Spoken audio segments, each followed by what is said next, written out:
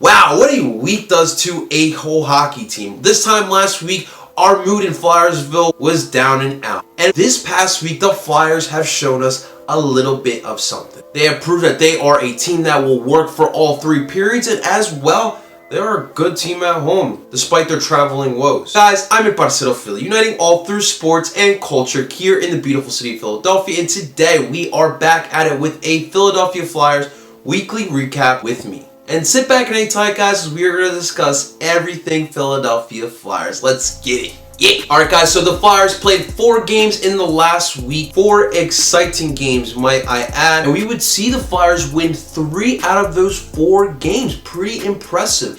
If you remember last week, we saw the Flyers get beat up by the Islanders and by the Penguins. The mood down at Wells Fargo was a little wary, but things seem to be alright. And the team is definitely believing in Alain Vigneault's visions, and they are playing in his style, and they are truly and honestly getting better as the season rolls on. But guys, let's start off with last Friday when the Philadelphia Flyers took the Turnpike travel up to North Jersey and Newark, New Jersey to face off against the New Jersey Devils at the Prudential Center. It was a rematch of the home opener for the Philadelphia Flyers in the second game of the season, which we saw the Carter Hart show. He showed up big, and it was his coming out party for this season. Now, with Carter Hart not playing up to his potential, and it seems like he was in a little bit of a slump, what kind of a Carter Hart would we get in that New Jersey Devils game? My man showed up. My man made some nice saves, although he did allow 3 goals in that game. He did have 23 saves and an 800 save percentage. But it was definitely a building block, and he made saves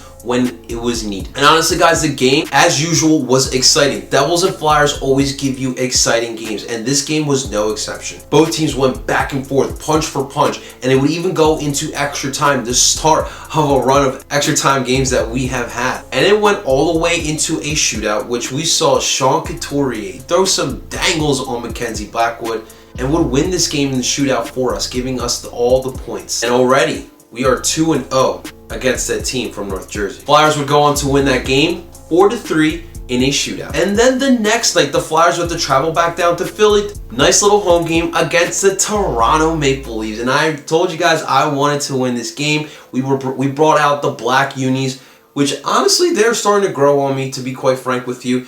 And this would not be an easy game. We all know what the Maple Leafs bring when they come into town. You got Austin Matthews, one of the best young players we got in the NHL. They would be missing some players, but still had a pretty solid team to put out on the ice. And this would also be a punch-for-punch game. Both teams went back and forth. And Travis Sanheim, we got to do a little bit of a spot here because he stepped up in this game and even had a pretty nice goal in this game. This game would also go into overtime. Unfortunately, the Flyers could not squeak this one out. This game not only would go into extra times again, but also another shootout. Unfortunately, the result in this one would not be the same as the Devils game, as we would lose to the Maple Leafs in a shootout. And honestly, guys, it wasn't a good showing by any of the players in the shootout. Even Claude Giroux messed up on his opportunity to score a goal in the shootout. The Maple Leafs would walk out of the Wells Fargo Center with a win, but that's okay because we will see them very soon, and we'll get them back, no worries. And then came Tuesday night. Obviously, the Carolina Hurricanes have been one of the better teams over the last year and 3 months, pretty much.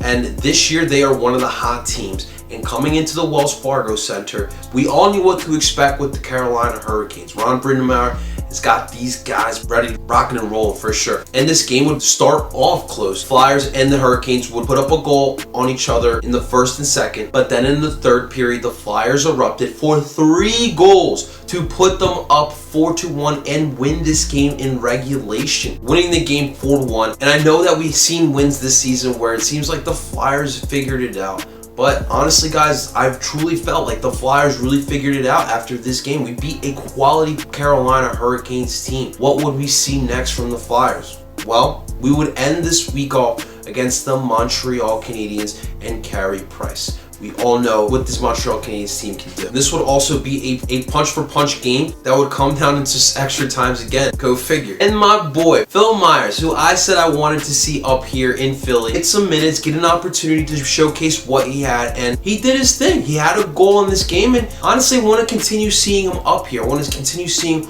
what he can do. My boy Carson Turinsky had an opportunity on a penalty shot in the third period to put the Canadians away, but couldn't get it done against Carey Price. But in extra time, a little 1-2 passing from Travis Konecny and Sean Couturier. Couturier would take advantage of Carey Price after a nice shot on Carey would slip through his paddings and go into the net to get the victory for the Philadelphia Flyers over the Montreal Canadiens, giving us another win. The Flyers, in the last week, did not drop any points. We lost against the Toronto Maple Leafs, but we still got a point for the fact that it was in a shootout.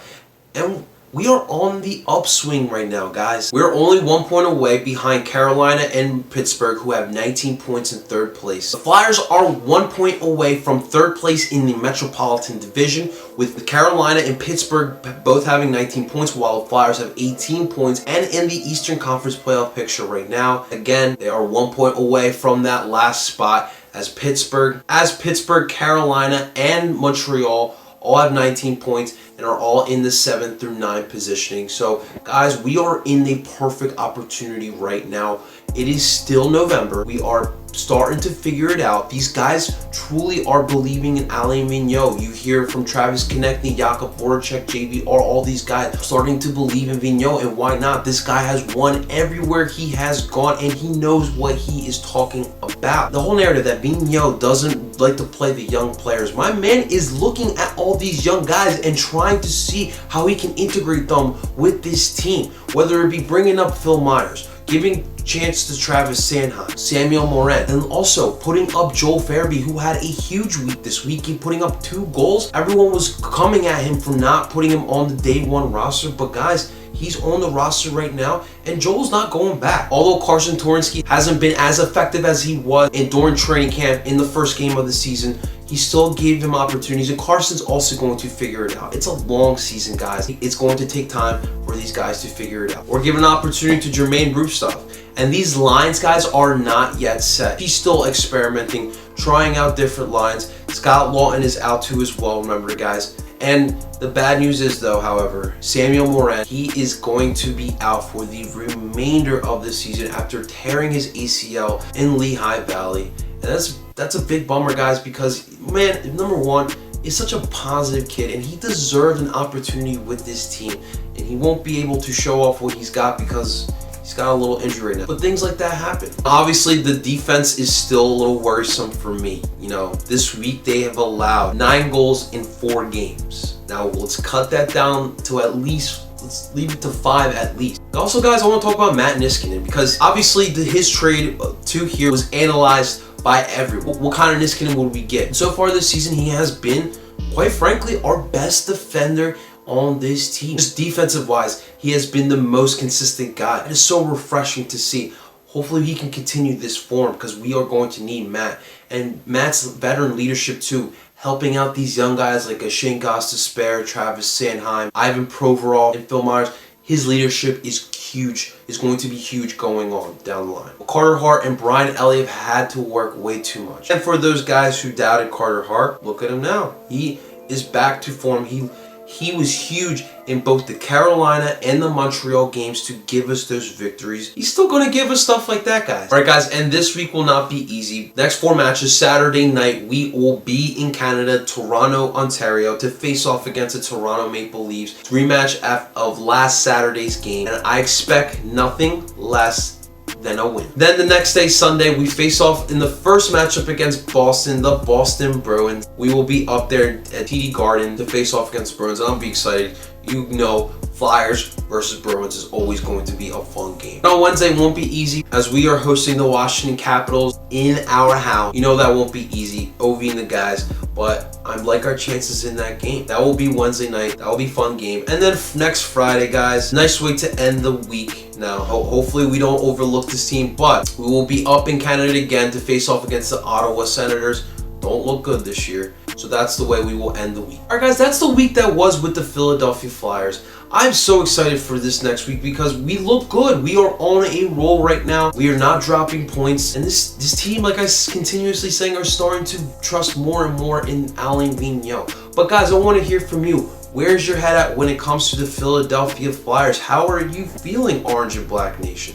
Let me know in the comments below. But guys, thank you so much for watching. I appreciate you guys checking out this video and checking out this channel. But guys, if you want to see more, help me grow this channel by liking this video, subscribing to this channel, hitting the bell button for notifications, and sharing this video as well as this channel.